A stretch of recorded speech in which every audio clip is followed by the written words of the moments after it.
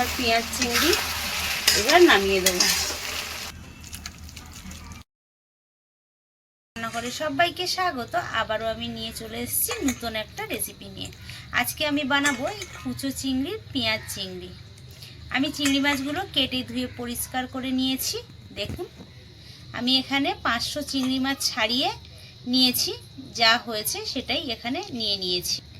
আমি নিয়ে নিয়েছি স্বাদ মতো নুন, পরিমাণ মতো হলুদের গুঁড়ো, পরিমাণ মতো লঙ্কার গুঁড়ো,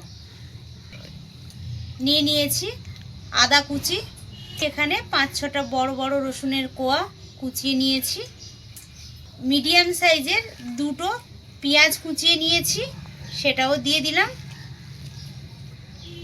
আর দিয়ে দিলাম আলু, লম্বা লম্বা করে সরু সরু করে কেটে দিয়ে দিয়েছি। আমি এখানে 2টো মিডিয়াম সাইজের আলু দিয়েছি। এবার দিয়ে দিলাম সর্ষের তেল। এই রান্নাতে কিন্তু একটু সর্ষের তেল বেশি লাগবে। বেশ কিছুটা সর্ষের তেল দিয়ে এবার ভালো করে মশলা, আলু আর চিংড়ি মাছ একসঙ্গে মিশিয়ে নেব। হয়ে গেছে, এবার দিয়ে দেবো জল। এই মশলা আর এই জলেই হয়ে যাবে পুরো রান্নাটা। গ্যাসের উপর কড়াই বসিয়ে দিয়েছি, কড়াইটা গরম হয়ে গেছে। এবার দিয়ে দেবো আলু মাখানো চিংড়ি মাছের এই মশলা শুদ্ধ। এবার এই বাটি ধোয়া মশলার বাটি ধোয়া জল একটু দিয়ে দিলাম। এবার ঝোলের জন্য জল দিয়ে দিয়েছি। এখানে যতটা জল দিয়েছি এইটাতেই হয়ে যাবে।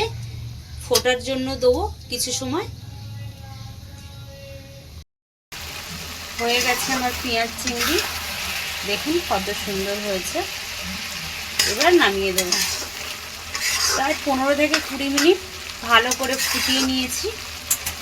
সেদ্ধও হয়ে গেছে, আলুও কিন্তু গোটা গোটা থাকবে, আলু একদম ভেঙে যাবে না। দেখুন কত সুন্দর হয়েছে। এবার নামিয়ে দেবো।